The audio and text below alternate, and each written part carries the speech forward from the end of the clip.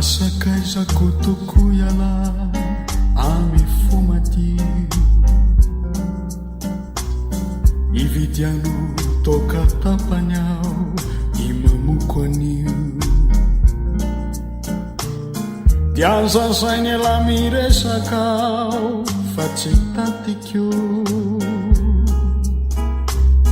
rehefa mila toetresaka ny ato anatikio.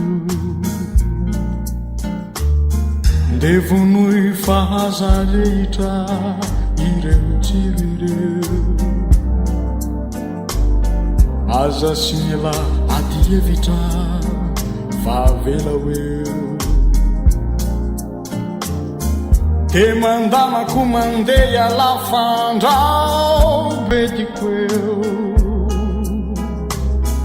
raha sendrasendra reny ala ny rediredikio.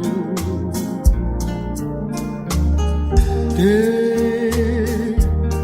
akatony mora io varavarany rao misy manakora fa mamo ao amin'io toka io. Tsy maintsy afeniko any ala fa tena hadalanany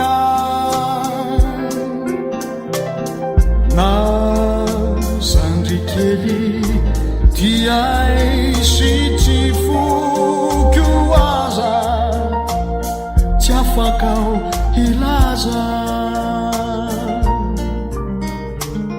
De nahoana ho iala mantsiano no hisotry anao, so de mba manimba tena lay fa tsy fomba izao. Tsy afaka milaza marinao izay antony, fa rehefa tsy vidy ala tsy misy antony. Manambady amanjanaka sady tiako ireo, tsy mba mahatsiaro lanaka miasa ho an'ireo. Sangy angamba totombitanao ka miavaka, te anakatra nikitanao firavaka. Rehefa lanikio te, rehefa mamo te, rehefa katry te, angamba dino atre